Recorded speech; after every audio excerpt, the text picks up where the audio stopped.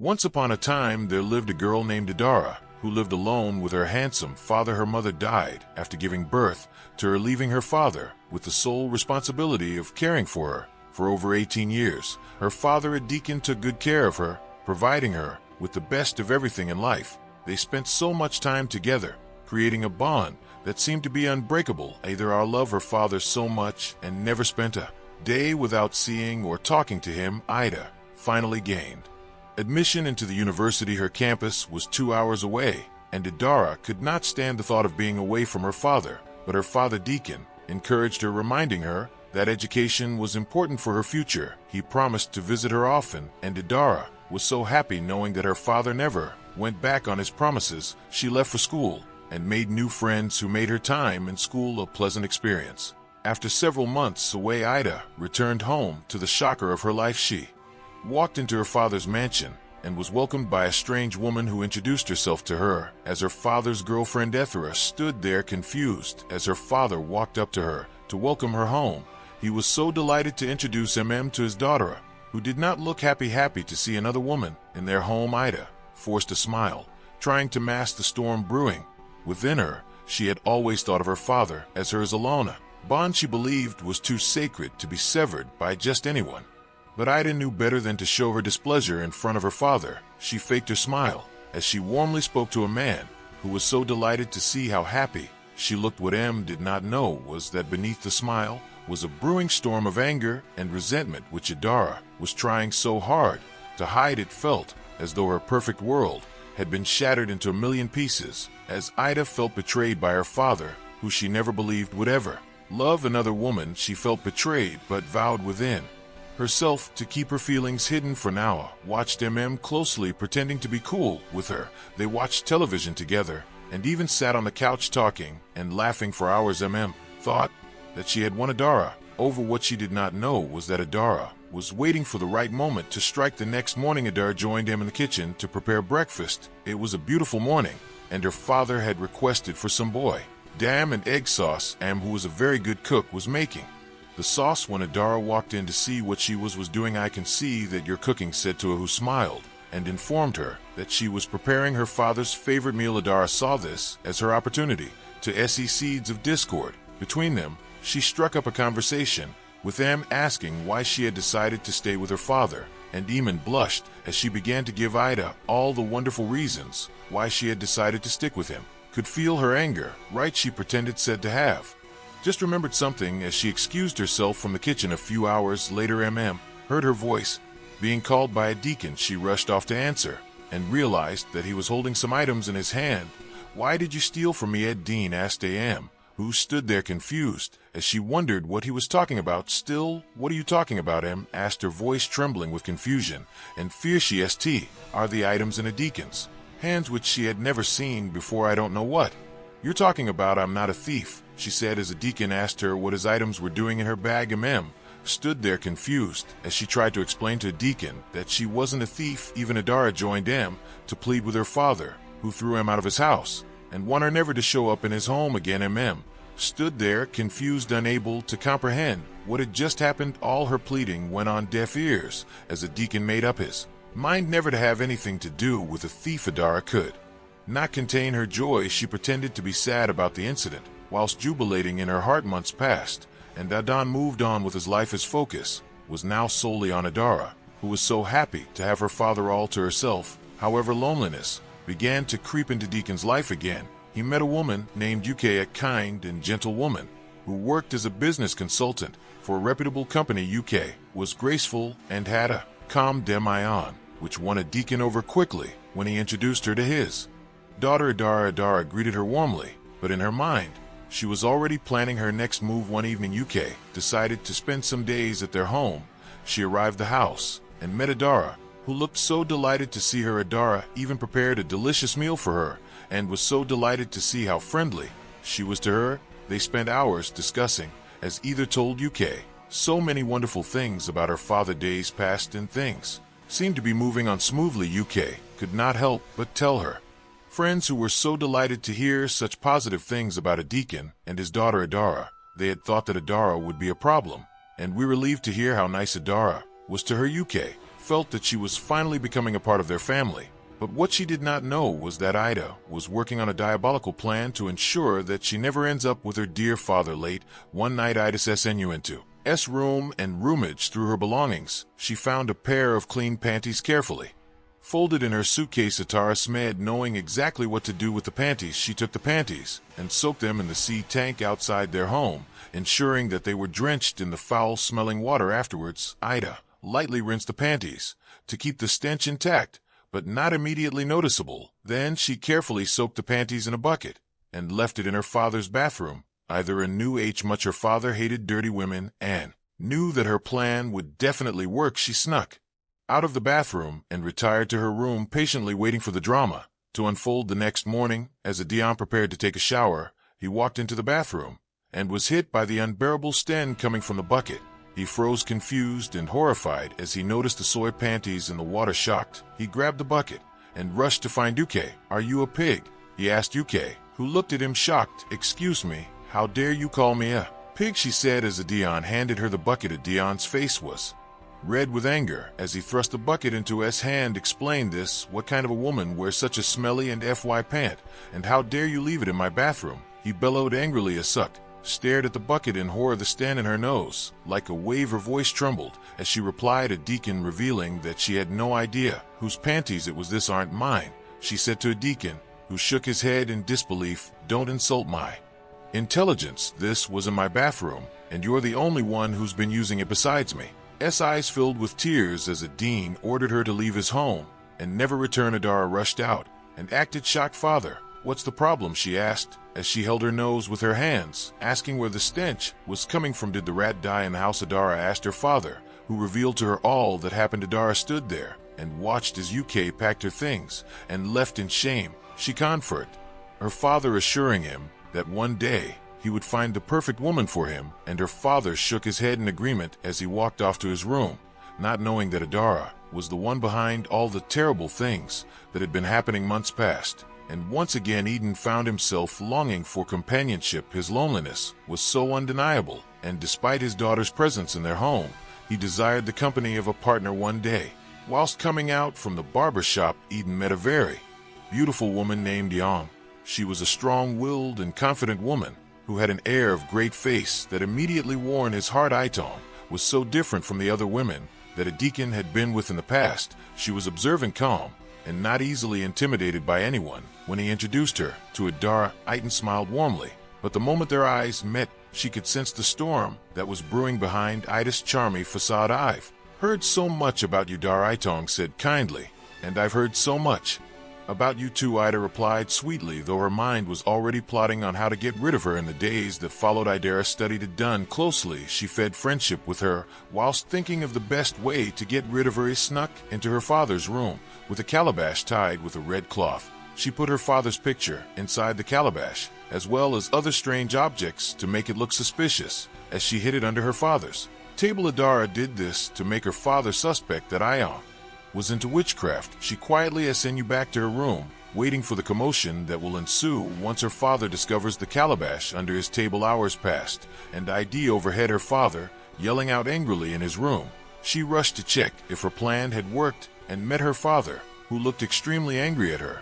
"Is this what I sent you to the university to do?" he asked Adara, who stood there confused as her father handed her an image of herself in a club, holding a bottle of alcohol as she danced provocatively with some strange boys. Adara was so ashamed of herself, she began to apologize to her father, who walked out on her, feeling so disappointed. Adara could not believe how things had turned on her. She looked under her father's table and realized that the calabash she placed under the table was nowhere to be found. Adara could not help but suspect that Itong had something to do with everything that just happened. She sat in her room confused when Itong walked in to check in on her. "Are you okay?" she asked gently. Asura looked at her with an angry scorn. "Why do you care if I'm okay?" she snapped, her voice sharp and condescending. Itong remained calm, her calm expression unshaken by hostility. "Because I care about your father, and by extension I care about you. I can see that you're struggling with something. If there's anything I can do to help, please let me know," she said softly as Adara scoffed and folded her arms. "After what you just did, you have the effrontery to stand here and act all Kind towards me soon enough, my father will see you for who you truly are, Ada said to Dong as she ordered her to leave her room. Dong quietly retreated. Seeing how angry was in that moment, a few hours later, Adara was walking past the kitchen when she realized that Aitong had just prepared a pot of stew. She quietly snuck into the kitchen and poured a huge spoon of salt inside the stew and stirred it gently to dissolve the white particles of the salt. Adara quickly retreated to her room, waiting for the commotion to unfold. She heard a knock on her door as Aiton came to inform her that dinner had been set. Adara gently walked to the dining table and met her father, who was already seated and ready to eat. S eyes were now fixated on her father. She expected a frown, perhaps a wave of disgust, as the salty stew touched his tongue, but instead Eden smiled broadly, looking genuinely pleased with the food. This is delicious, Yom. I don't think I've ever tasted stew this good in my life, he exclaimed, taking another spoon of the food. Either as jaw dropped, she could hardly believe what she was hearing. She had dumped an excessive amount of salt into the stew. How could he possibly be enjoying it? Doubt gored at her as she quickly reached for her own plate, scooping up a mouthful to taste. The moment the food hit her tongue, the salt was overwhelming, burning her taste buds. With its intensity, the food was practically inedible. She glanced at her father, who continued eating with visible delight, unaware of her shock and discomfort in that moment. Heat on her that he and sed her the salty food, a different one from that which her father was eating. Ida could not waste the food. Her father hated waste, and she could not let him know that something was wrong. Ida knew that her father would notice what she had done if she left her plate untouched, and could not afford any form of suspicion. So, forcing a strained smile, Ethra picked up her spoon and began to eat the salted stew, each bite feeling like a dreaded punishment. With every gulp, she fought the urge to spit it out, her throat tightening as she tried to swallow. Her eyes watered, but she kept going, determined not to let her father see that something was amiss. Dong, seated across the table, caught S discomfort and softly raised an eyebrow, but said nothing, her expression remaining neutral. As the dinner drew to a close, Idara pushed back her plate, her stomach churning from the excessive salt. She could barely keep the food down, and her lips fell dry and patched. Meanwhile, Heron leaned back in his chair, a look of satisfaction on his face as he finished up his meal that was truly delicious. Dong, he said, wiping his mouth with a napkin, I'm glad you cooked night. You're becoming quite the excellent cook. Either as fish flush with a mix of anger and humiliation. This plan, like so many others, had backfired spectacularly. She had hoped to ruin Dong's evening, but instead she was the one left with a bitter taste in her mouth. As she rose from the table, she cast one last glare at Dong, who met her gaze with a strange smile. It was clear to Adara that her efforts to drive Aitong away were only digging her deeper into trouble. She made her way to her room, her stomach aching and pride wounded. Adara knew that she was facing an uphill battle, and the stakes were getting higher with each fight attempt. The next morning, Either sat up in her room thinking of her next plan. She could not let Aitong win in her game and had to do something about it, and fast. She went through Ian's bag and came across her health card, realized that Aitong was asthmatic, and knew that she hadn't told her father about it. Adar knew all too well that her father would never want to be with a woman who suffered from asthma. The condition had taken a heavy toll on him, as it was the same illness that claimed her mother's life shortly after Adara was born. The pain of that loss had shaped much of her father's decisions, and Adara was certain that her father would avoid anything that reminded him of her mother's death. So Adara came up with a plan to expose Aitong. She lit a candle and left it on the table in her father's bedroom. Adara believed that the smoke from the candle would trigger an attack capable of exposing Aitong for who she truly was. She quickly left the house to avoid any form of suspicion and went to her friend's house, who lived a few minutes away. Adara was so confident that the smoke from the candle would create enough discomfort for Dong to reveal her hidden secrets. In her mind, this would be the final blow to remove Ong from her father's life. What she did not know was that her plan was about to backfire in the worst way possible. Adara received the call from an unknown number that her father was rushed to the hospital. Terrified, she quickly rushed to the hospital and met her father, whose face and body was now badly burned. The candle that she left on the table started a huge fire that engulfed their entire home. The cutting in the room, pushed back by the wind, caught up to the fire that began to spread around the house. Her father, Adine, smelling the smoke, rushed into to check what was happening and met Dawn collapse on the floor close to the raging fire. He quickly rushed to save her as the fire caught up with him and engulfed part of his clothing despite the pain and danger. Eden shielded Adong with his own body, dragging her out of the house.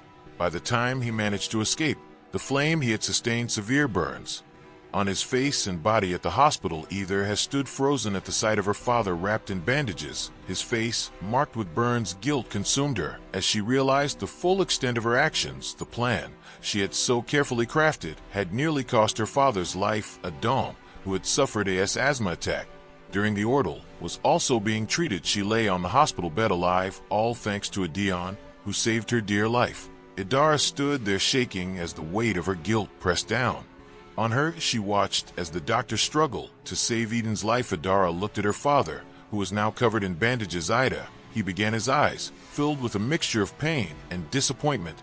Why did you do this to us? Tears streamed down Ida's face as she fell to her knees and began to plead for forgiveness. Father, I didn't mean for you to go this far. I just wanted her gone. I thought if you knew about her asthma, you'd send her away. I wanted things to go back to the way they were, just you and me.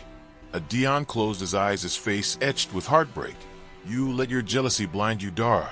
You could have lost me today. Was that what it was? Your hatred for Adong so great that you'd risk everything? Adara sobbed uncontrollably, unable to find the words to respond. She looked over at Adong, who was still unconscious. The reality of what she had done hit her so hard as she realized that she had endangered not just her father's life, but an innocent woman who had done nothing but care for her father. Hours passed, and Aitong finally opened her eyes. When she saw it sitting in a corner of the room, her face streaked with tears, she managed a weak smile. Despite the pain that she was going through, you're still here, Harong said softly. I thought you'd be long gone by now. Either I looked up ashamed. I don't know how to face you. I don't know how to fix this. You can start by telling the truth, Aitong replied, her voice calm but firm. Not just to me, but to your father. He deserves to know everything. Adara nodded. Slowly wiping her tears, she turned to her father, a deacon, who was watching the exchange silently. Taking a deep breath, she confessed everything to him, how she had sabotaged his previous relationships with and UK, how she had also planted evidence to frame them, and how she had set the fire to expose Ian's asthma. When she was done, the room was heavy with silence. A deacon's face was unreadable, but his eyes held the sadness that pierced Ida's heart. I don't even know what to say to you, Adara, Dion said finally, his voice trembling with emotion. You've betrayed me in ways I never thought possible, but more than that, you've aged people who didn't deserve it all, because you couldn't share my love. I'm so sorry, Father. Either I whispered, I'll do anything to make it right. I'll spend the rest of my life making it up to you. He can sigh deeply. Sorry isn't enough. Either you need to change, and change doesn't happen overnight. You've seen so much pain, but I hope that this is a wake-up call that you need to become a better person. Turning to Adong, Eden apologized. I'm sorry for everything you've been through. Because of us, you don't deserve this. Aitong smiled faintly. Love is merry. Dion and families are even mercier. I just hope we can heal from this together. In the weeks that followed, Adara began to make amends. She apologized to and UK, admitting her wrongdoings and seeking for their forgiveness. She also attended therapy to address her deep-seated fears and jealousy, determined to become a better version of herself. Though discard from the fire remained, they served as a reminder of the cost of actions over time. She began to rebuild her relationship with her father, and slowly Anong trust, for the first time in her life, either understood that love was not something to be hard or controlled. It was something to be shared, something that grew stronger the more it was given. And with that realization, she found a sense of peace that she had not known before. The lesson to be learned from this story is that jealousy and selfishness can destroy not only others, but also yourself. Learn to respect the choices of others, and do not let selfishness drive you into ruining the lives of others. Relationships are built on trust, understanding, and mutual respect, and attempting to manipulate or sabotage them only leads to pain and regret. Also, no matter how far down a destructive path that you've gone, the journey to healing begins with honesty and the willingness to change. It can never be too late to learn from mistakes and start fresh. I hope you enjoy the story, D.